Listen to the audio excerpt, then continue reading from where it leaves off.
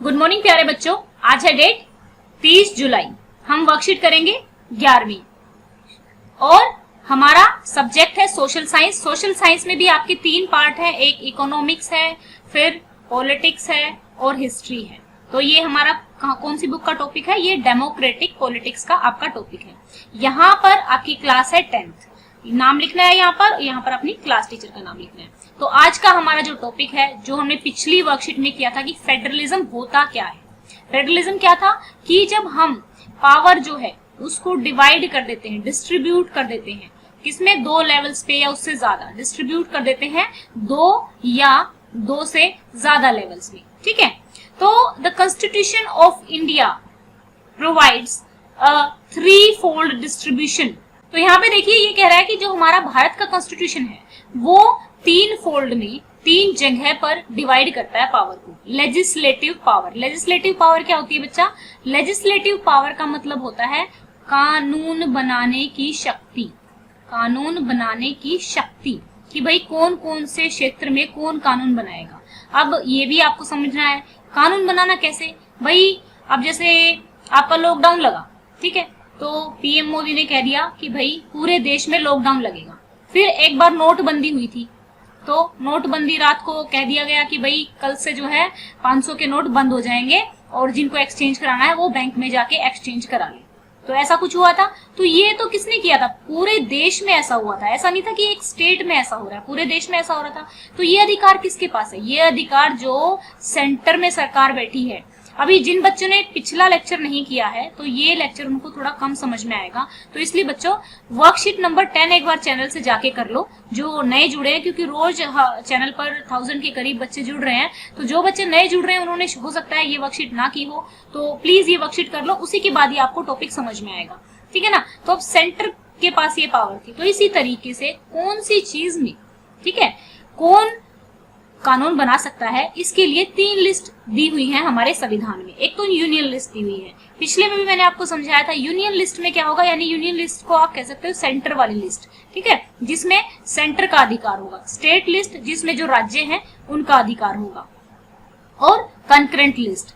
ठीक है। अब अगर मैं आपसे कहूं कि जो यूनियन लिस्ट है, यूनियन लिस्ट में मैंने पिछली वीडियो में भी बताया था कि वो सब्जेक्ट्स आते हैं जो पूरी कंट्री के लिए जरूरी होते हैं। जैसे हमारा डिफेंस सिस्टम है, अगर हर राज्य सरकार को अलग अलग आर्मी दे दी जाए तो क्या करेंगे? राज्य अभी जैसे हरियाणा और दिल्ली का जो यमुना का जल है उस पर लड़ाई होती रहती है, हरियाणा दिल्ली की, ठीक है ना। तो अगर दोनों के पास अपनी अपनी आर्मी होगी तो ये तो आर्मी भिड़वा देंगे, है ना। ये तो देश में ही लड़ाई होना स्टार्ट हो जाएगी। तो इसलिए देश को डिफेंस जो है, पूरे देश का डिफेंस एक कॉमन सरकार के अंडर आता है, जो है हमारी सेंटर की सरकार। ठीक है। इसी तरीके से बैंकिंग, बैंकिंग मैंने कहा तभी तो नोटबंदी पूरे देश में हो पाई। एक जैसे नोट मिलते हैं ना, अदरवाइज क्या करेगा? कोई स्टेट कहेगा मैं तो हरे कलर के नोट लूंगा, कोई कहेगा मैं तो काले कलर के नोट लूंगा। तो अलग अलग नोट निकाल सकते हैं, अलग अलग अपना झंडा बना सकते हैं, वो तो खैर अभी भी बना सकते हैं, ठीक है, अलग अलग रूल्स बना सकते हैं। तो जो रूल्स है, कुछ कुछ चीजें जो पूरे देश के लिए एक जैसी होनी चाहिए, जैसे कि हमारी सिटीजनशिप है। आप किस देश के नागरिक हो, किस देश के सिटीजन हो? आप भारत के सिटीजन हो, है ना। आप किसी राज्य के सिटीजन नहीं हो, हम सब लोग एक ही देश के सिटीजन हैं। अगर सिटीजनशिप अलग अलग मिलती होती तो हमें ये कहना पड़ता मैं सिटीजन हूँ कहाँ का, हरियाणा का, मैं सिटीजन हूँ दिल्ली का, मैं सिटीजन हूँ पंजाब का, इस तरीके से करना पड़ता। तो जो इम्पोर्टेंट, जो पूरे देश के लिए एक करने में, यूनिटी को बनाए रखने में जो भी आइटम इम्पोर्टेंट है, ठीक है, वो सारे के सारे यूनियन लिस्ट में रख दिए गए।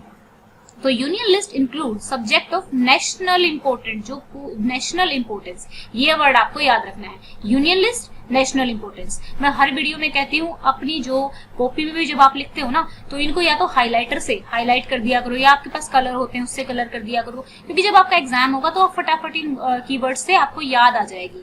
और आप ऐसा भी कर सकते हो, जैसा मैं समझाती हूँ तो छोटे से पॉइंट्स में छोटा छोटा ब्रैकेट लगा के जो मैं बोलती हूँ वो लिख सकते हो। तो इसलिए जब आप याद करोगे तो आपको आसानी हो जाएगी। वैसे तो वीडियो पढ़ी है, आप बार बार देख सकते हो। National importance such as a defence, यानी कि जो हमारी डिफेंस क्या हो गया, जो हमारी आर्मी हो गई, नेवी हो गई, एयरफोर्स हो गई, यानी कि जो भी हमारे देश की रक्षा करने के साधन हैं, ठीक है, वो हमारे डिफेंस में आ गए। फॉरेन अफेयर्स, यानी कि कौन सी कंट्री से हमें कितना कुछ लेना है, कितना देना है। अभी देखो कल ही हुआ है, राफेल डील हुई है, राफेल्स आए हैं हमारी कंट्री में, ठीक है ना। कौन से हथियार लेने हैं। अब क्या करेंसी रहेगी, करेंसी क्या होती है, करेंसी होती है हमारी करेंसी क्या है, हमारी करेंसी रुपए है, ठीक है, हमारी करेंसी रुपीज है। तो हम कि भाई दूसरे देश के साथ हमें, जैसे अभी फॉर एग्जांपल डॉलर और रुपी, अगर हम बाहर जाएंगे तो हमें डॉलर में पेमेंट करनी पड़ेगी, ठीक है, किसी दूसरे देश में जाएंगे तो डॉलर में, अमेरिका में जाओगे तो डॉलर में पेमेंट करनी पड़ेगी। तो आपको रुपए को कैसे कन्वर्ट करवाओगे, अपने बैंक से कन्वर्ट करवाओगे, ठीक है ना। तो ये भी हमारा क्या हो गया, नेशनल इंपोर्टेंस का काम हो गया। They are included in a list because we need a uniform policy, हमें एक यूनिफॉर्म, एक जो हमारी एकता को बढ़ावा दे, एक यूनिफॉर्म, एक जैसी यूनिफॉर्म होता है, क्योंकि आप लोगों की यूनिफॉर्म लगती है ना, यूनिफॉर्म का मतलब होता है एक जैसा।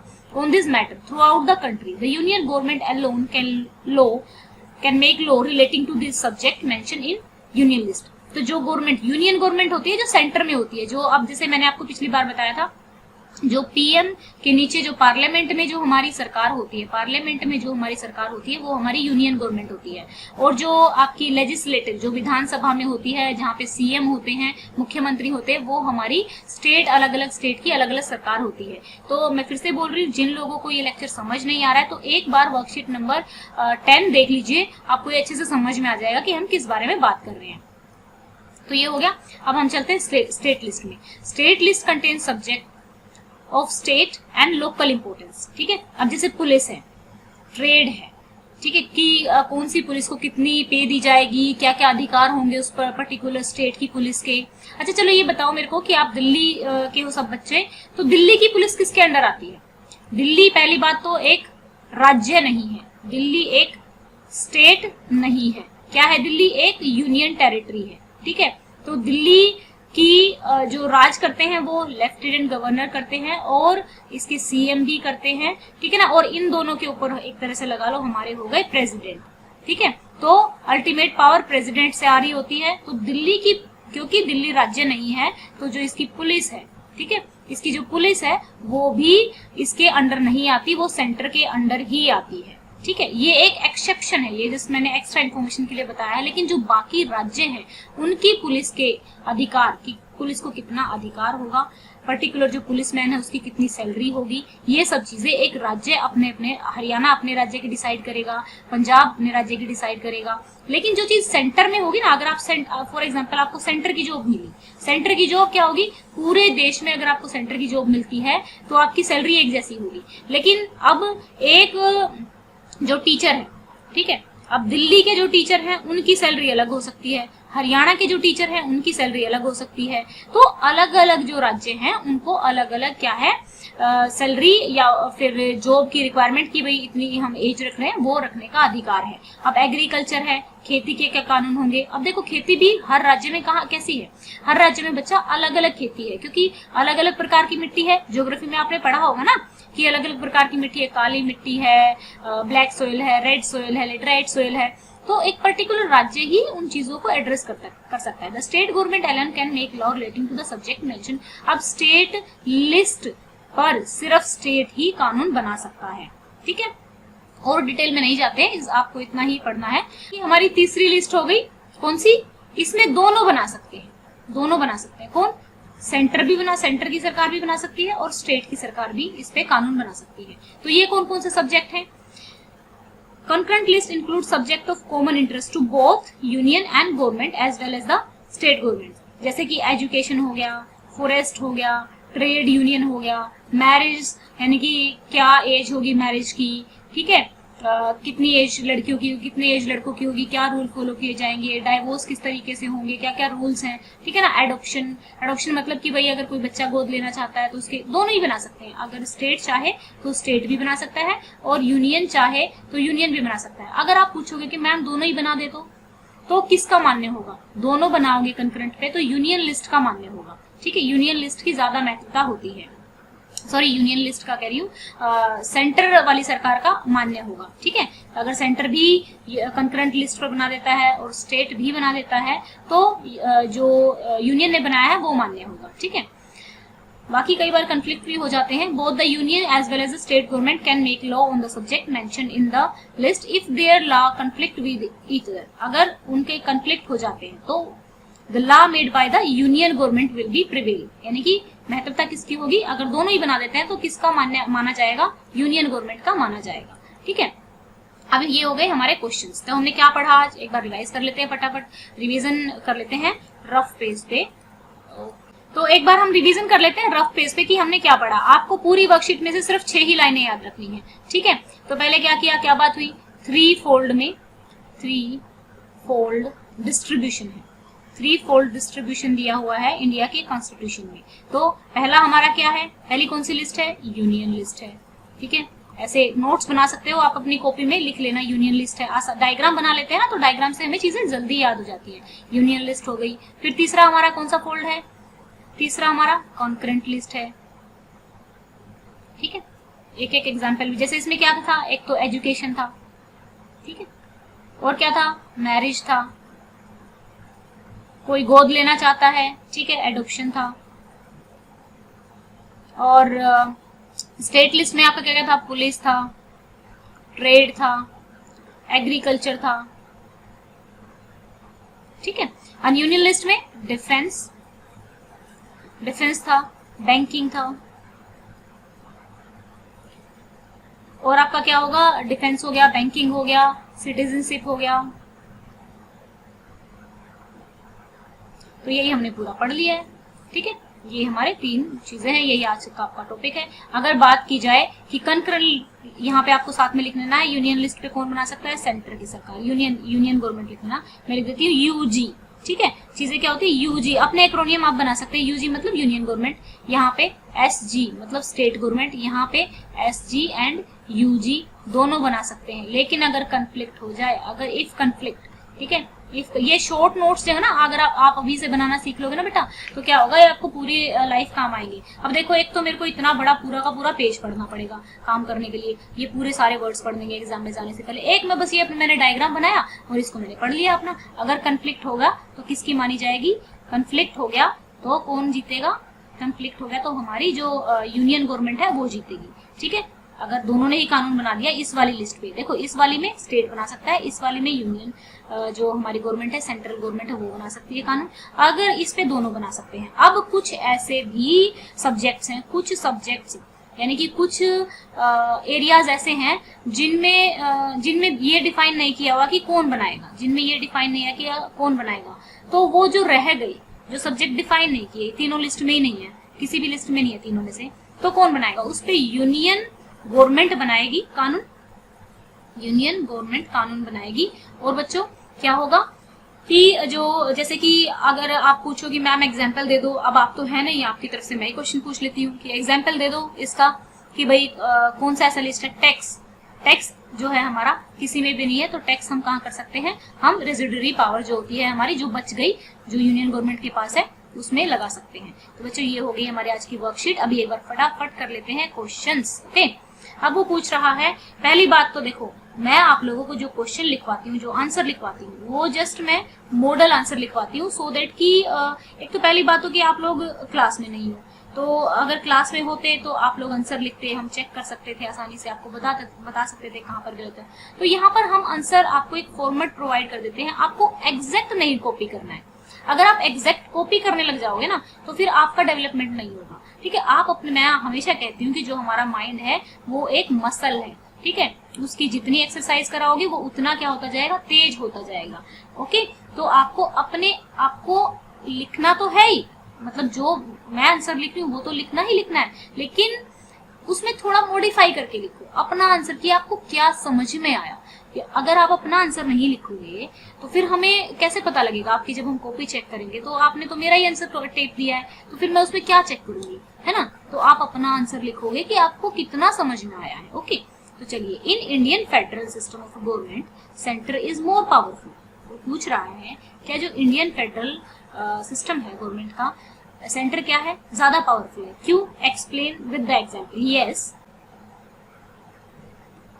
तो यहाँ पे देखिए आपको क्या लिखना है, हमारे पहले क्वेश्चन का answer, yes, because union government can make laws on residuary item. पहली बात तो एक तो रेजिडरी आइटम से जो बचे गए हैं, जो किसी भी लिस्ट में नहीं है, ठीक है, which are not mentioned in any list, उस पे बना सकती है। दूसरा, if conflict arise on legislation of concurrent list, अगर जो concurrent list में कौन कानून बनाएगा, कौन सा कानून वैलिड होगा, तो डिसीजन किसका होगा, then the decision of a union government will prevail। So हमारी जो यूनियन गवर्नमेंट है, union government is more powerful than state government. Okay, ये समझ में आया। अब दूसरे तरीके से आप इसको ऐसे भी लिख सकते हैं, ये देखिए आपको दिखाते हैं, यहाँ पे देखिए, yes in Indian federal system the central government is a bit powerful and it's decision dominates, यानी कि इसका डिसीजन ऊपर रहेगा। For example the central government has declared lockdown, अब सेंट्रल गवर्नमेंट ने लॉकडाउन डिक्लेयर कर दिया। वैसे तो क्या है, स्टेट गवर्नमेंट भी क्या कर सकती है, बना सकती है रूल्स, लेकिन अगर कंफ्लिक्ट हो जाता है तो क्या होगा, या तो डिसीजन अगर स्टेट लिस्ट से बना है, स्टेट लिस्ट के सब्जेक्ट पे है, तो ये कोर्ट में भी सुलझाया जा सकता है और तीनों लिस्ट में देख के सुलझाया जा सकता है, अदरवाइज यूनियन लिस्ट ही मान्य होगा। अब चलते हैं, जो मैंने लिखवाया है वो थोड़ा इजी आंसर है, वो आप लिख सकते हैं, ठीक है, इजी है क्योंकि हमारी अपनी वर्डिंग्स में है। अब देखिए नेक्स्ट क्वेश्चन है, उन्होंने पूछा है कि दो ऐसे स्कूल्स के नाम बताइए। नेक्स्ट क्वेश्चन पूछा है, आप एक तो स्टेट के अंडर आता है और एक सेंटर के अंडर आता है, ठीक है। तो आपको पता होगा केवीएस स्कूल होते हैं, केवीएस केंद्रीय विद्यालय संगठन, और नवोदय विद्यालय स्कूल जो होते हैं, ये दोनों ही क्या है, सेंट्रल गवर्नमेंट चलाती है इनको, पूरे देश में है और सेंट्रल गवर्नमेंट ही इनको चलाती है। अब जो आपका दिल्ली का स्कूल है, ये हो गया स्टेट का स्कूल जिसको स्टेट गवर्नमेंट रन करती है। तो GSSS नंबर 3 कालका जी न्यू दिल्ली गवर्नमेंट स्कूल, आप अपने स्कूल का नाम भी लिख सकते हैं अगर आप दिल्ली गवर्नमेंट स्कूल में पढ़ रहे हैं। तो ये दो हमारे स्कूल हो गए। अब इन्होंने पूछा है, अब नेक्स्ट क्वेश्चन इन्होंने क्या पूछा है, नेक्स्ट क्वेश्चन पे चलते हैं। तीसरा क्वेश्चन हो गया, दो क्वेश्चन मैंने करवा दिया, ठीक है। ये कहा है education is the subject of concurrent list, yes, ठीक है, education is the subject of concurrent list. Then find the name of 2 school in your area administered by centre and state respectively, इसका आंसर हो गया।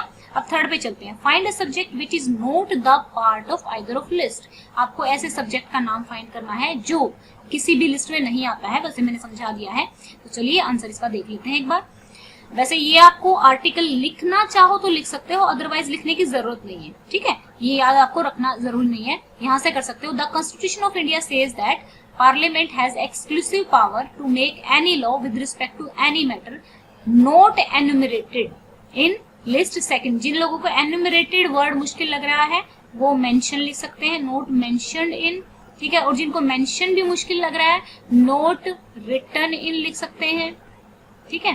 तो यहाँ पे ये word लिख सकते हैं इन लिस्ट, जो लिस्ट सेकंड यानी लिस्ट सेकंड कौन सी है हमारी, स्टेट लिस्ट है, ठीक है, और लिस्ट थर्ड कौन सी है हमारी, कॉन्करेंट लिस्ट है, ठीक है। वो पूछ रहा है कि अगर दोनों में ही जो आइटम नहीं दिया हुआ है तो जो पार्लियामेंट है वो बनाएगी उसके प्रति कानून।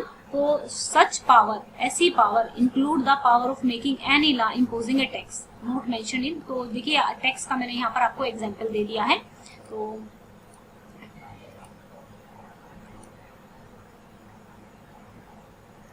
ये हो गई हमारी आज की लिस्ट। आई होप आप लोगों को वीडियो अच्छा लगेगा। और वीडियो में देखिए हम जो आंसर आप जो लिख रहे हो ना, वर्कशीट्स का मोटिव क्या है, मैं आपको वर्कशीट्स जो आपकी बना रही है स्कूल से आपकी आ रही है वर्कशीट्स, इसका मोटिव आपकी कॉपी चेक करना नहीं है बेटा कि आप काम कर लो कॉपी चेक कर लें।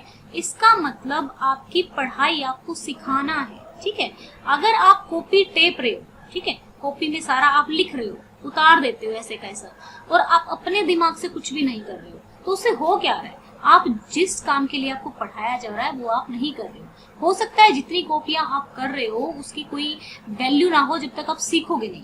आप पढ़ रहे हो तो आपको क्यों पढ़ाया जाता है, कोई जबरदस्ती थोड़ी ना होती है कि भाई स्कूल में जाओ पढ़ो। ये पढ़ाई किसके लिए, आपके लिए, आपकी जॉब लगेगी, आपकी फैमिली में पैसे आएंगे, तो ये आपको पढ़ना है, ठीक है, आपको समझना है। आंसर राइट करने से ज्यादा बेटर है कि आप इनको समझो, अपने शब्दों में उत्तर लिखो और फिर अपनी टीचर को भेजो, ठीक है। आप अपने शब्दों में उत्तर लिखोगे और ऐसा लगता है कि भाई टीचर से रिप्लाई नहीं आ रहा है तो आप अपने आंसर कमेंट कर सकते हैं, ठीक है। जो आपको लग रहा है आपके कमेंट्स अगर ठीक होंगे तो उस पे ऐसे हार्ट करके और एक लाइक आपको मिल जाता है, ठीक है, जो कि मैं डेली करती हूँ। अगर आपका आंसर होगा तो लाइक आपको मिलता है, अगर आपका आंसर गलत होता है तो मैं उसको ठीक कर देती हूँ। कई बच्चे जैसे पूछ रहे थे कि मैम जैसे एक क्वेश्चन पूछा था 25/13 है, x + 25/13 है और इधर y है।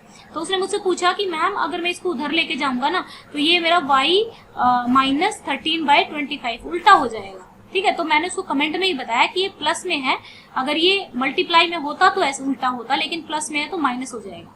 तो इस तरीके से आप लोगों को जो डाउट है आप बेटा पढ़ो। आप लोगों को ये जो वर्कशीट हम नकल मारने के लिए नहीं करा रहे हैं कि आप नकल मार लो, टेप लो, समझना जरूरी है। और अगर आप लोगों को चीजें समझ में आती हैं, अगर एक भी स्टूडेंट ऐसा बनता है जिसका भविष्य ये वीडियो देख के सुधर जाता है, तो ये मेरे लिए बहुत खुशी की बात होगी।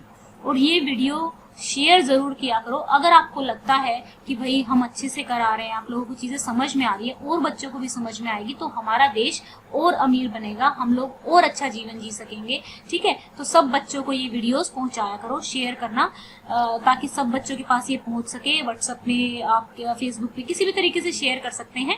शेयर करोगे, देखिए अगर आपके पास मोबाइल बहुत कम टाइम के लिए होता है तो जरूरी नहीं है कि आप शेयर करो, लेकिन आप शेयर कर दोगे तो किसी बच्चे का भला हो जाएगा, उसको चीजें अच्छे से समझ में आ जाएंगी। क्योंकि देखो, मैं जो लेक्चर है ऐसा नहीं सोचती हूँ कि मुझे बहुत ज्यादा व्यू पाने हैं और छोटा लेक्चर रखूं, बड़ा लेक्चर ना करूं।